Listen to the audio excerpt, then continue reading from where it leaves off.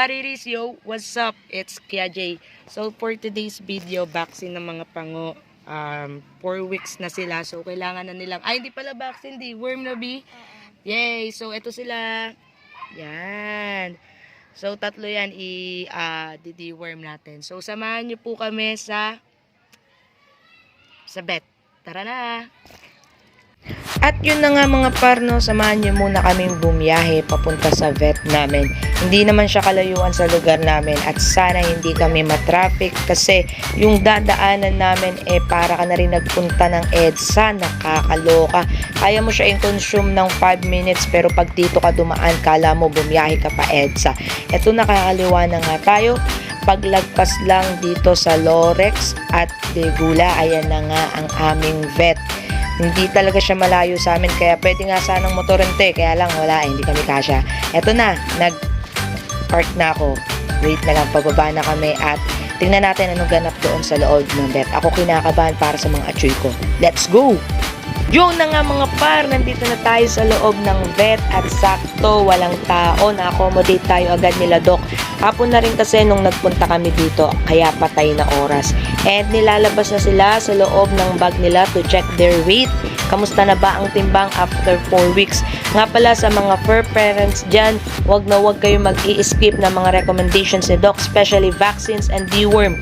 Lalo na deworm to make sure na wala silang parasite sa katawan and para mapanatiling healthy ang mga fur babies nyo. Ito na nga mga par! Tinitimbang na sila!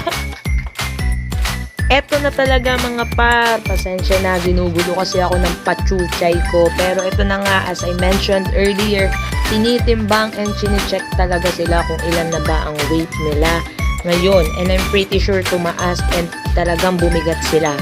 Next neto, ipapakain na yung deworm. Parang ang sarap no, kulay blue, kala mo. Siguro lasang bubblegum yan. Parang gusto ko sabihin, Doc, ako din, pengi. Charis!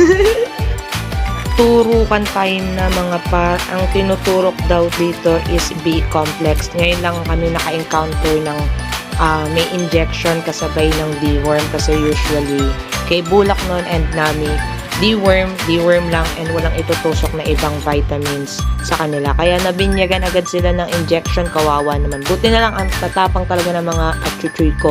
Walang umiyak sa kanila dyan. Kahit si Zoro pa, yung pinakamaliit. Ayan. Ibibigyan na rin siya ng kulay blue na bubblegum yan. For sure, bubblegum yan. Alam ko, bubblegum talaga yan. Pero, yun na nga. Ayan, makikita niyo sa video na sarap si Zoro. Siguro talagang masarap yan.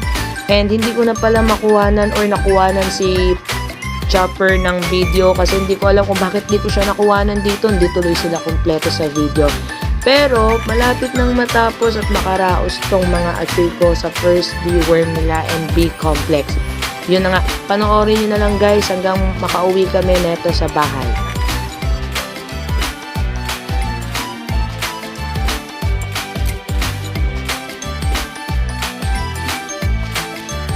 At yun na, tapos na nga ang vaccine.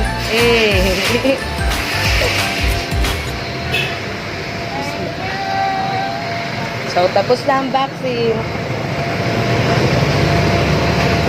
Yan ako. So, may vaccine na sila. Yan po. Uuwi na kami. Kamusta? So, yun na nga, nakauwi na kami at napabaksin na ang mga atchuchoy. So, sobrang bilis lang guys and natuwa naman ako sa bagong vet na pinuntahan namin ni Maring Charlotte kasi bukod sa, kasi nung na-experience namin kay Nami at kay Bulak, nung nagpa-deworm kami is deworm lang talaga siya. So, walang tinusok na kakaiba na B-complex na yan. Wala. So, this time, sa pinuntahan naming vet is nagbigay sila ng B-complex sa mga atchuchoy. So, good thing, right? Kasi, dagdag vitamins or dagdag kaila atchuchoy.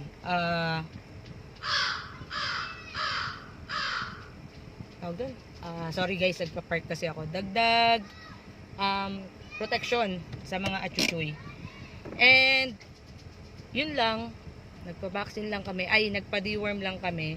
So, susunod nilang vaccine is after 2 weeks na ata. And yun lang guys, salamat sa panonood at salamat sinamahan nyo ako sa isa namang walang kakwentang vlog. Paalam, peace out.